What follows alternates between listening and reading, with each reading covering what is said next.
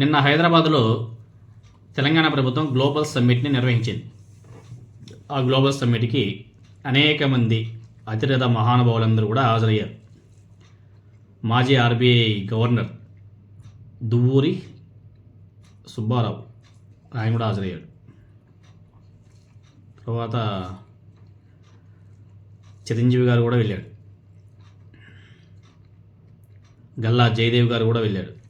గల్లా జయదేవ్ గారు వెళ్ళి ఏకంగా హైదరాబాద్లో 9,000 కోట్ల రూపాయల పెట్టుబడి పెట్టడానికి సిద్ధంగా పెడుతున్నాం అని చెప్పేసి ఆయన చాలా స్పష్టంగా అక్కడే అనౌన్స్మెంట్ చేయడం కూడా జరిగింది.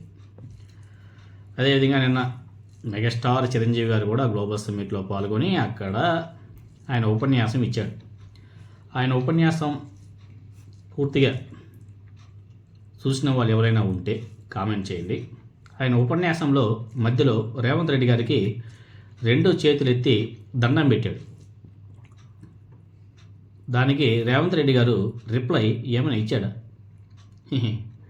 సైలెంట్గా ఉండిపోయాడు. ఆయన అట్లా మోహన్ చూపించాడు, సైలెంట్గా ఉండిపోయాడు. అంటే మెగాస్టార్ చిరంజీవి గారికి కూడా నమస్కారానికి ప్రతి నమస్కారం చేయాల రేవంత్ రెడ్డి గారు, తెలంగాణ ముఖ్యమంత్రి రేవంత్ రెడ్డి గారు.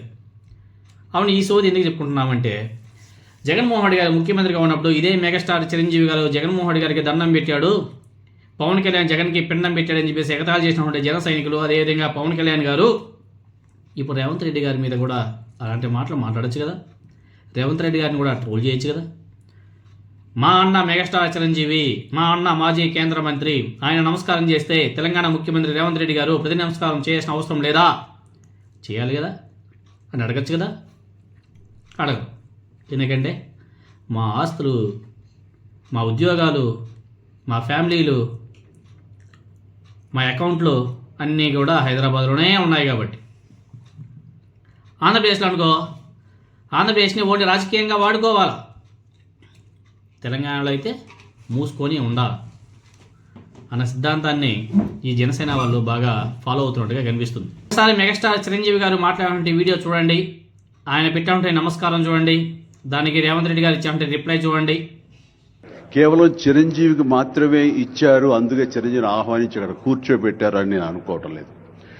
ఇది రేవంత్ రెడ్డి గారికి సినిమా పరిశ్రమ మీద ఉన్నటువంటి గౌరవం, సినిమాల ఇంపాక్ట్ ఈ సొసైటీలో ఎలాగ ఉంటుందో బాగా తెలిసిన వ్యక్తిగా వాళ్ళందరి తరపున ఒక వ్యక్తి ఉండాలి కాబట్టి చిరంజీవిని ఆహ్వానించారని మాత్రమే అనుకుంటున్నాను. ఈ రోజు నేను ఒక చిరంజీవిగా రాలేదు, చిత్ర పరిశ్రమ తరపున ఒక ఏజెంట్గా, వాళ్ళ రిప్రజెంటేటివ్గా నేను ఈ రోజున వచ్చాను, ఇక్కడ ఆహ్వానించబడ్డాను. కాబట్టి దానికి ప్రత్యేకించి పరిశ్రమ తరపున శ్రీ రేవంత్ రెడ్డి గారికి మనస్ఫూర్తిగా నా హృదయపూర్వక ధన్యవాదాలు తెలియజేస్తున్నాను. సార్, మీకు ఇప్పుడు పవన్ కళ్యాణ్ గారు ప్రెస్ మీట్ పెట్టి తెలంగాణ ముఖ్యమంత్రి రేవంత్ రెడ్డి గారిని ఉద్దేశించి ఏమంటాడో చూడాలి. చిరంజీవి గారు తెలంగాణ గ్లోబల్ సమ్మిట్లో సీఎం రేవంత్ రెడ్డి గారికి 2 చేతులు జోడించి నమస్కారం చేశారు. కానీ రేవంత్ రెడ్డి గారు మాత్రం తిరిగి నమస్కారం పెట్టలేదు. అప్పుడు జగన్మోహన్ రెడ్డి గారు ఎలా ఒక గురువు ముందు చేతులు కట్టుకొని ఉంటామో అలా చేతులు కట్టుకొని చిరంజీవి గారి వైపు చూస్తూ ఉన్నారు. ఇప్పుడు సీఎం రేవంత్ రెడ్డి గారు కూడా అలాగే చేతులు కట్టుకొని చూస్తూ ఉన్నాడు. మరి అప్పుడు తప్పు అయితే ఇప్పుడు కూడా ఇది తప్పే కదా. మరి చూద్దాం, జన సైనికులు, అదేవిధంగా జనసేన పార్టీ, పవన్ కళ్యాణ్, మెగాస్టార్ అభిమానులు ఏ విధంగా రెస్పాండ్ అవుతారో చూడాలి. చెప్పారు కదా ఆనాడు, మెగాస్టార్ చిరంజీవి గారి దండం, పవన్ కళ్యాణ్ పిండం అని చెప్పేసి ఎగతాళి చేశారు కదా. ఇప్పుడు ఎగతాళి చేయమని చెప్పండి. కానీ ఒకటి మాత్రం నిజం, కన్క్లూజన్ చేస్తాం. ఎందుకంటే మీకు అందరికీ కూడా తెలిసిందే, రేవంత్ రెడ్డి గారు ఎవరిని ఎక్కడ పెట్టాలో, ఎలా ఉంచాలో, ఎలా వాళ్ళతో మెలగాలో బాగా నేర్చుకున్నాడు ఆయన.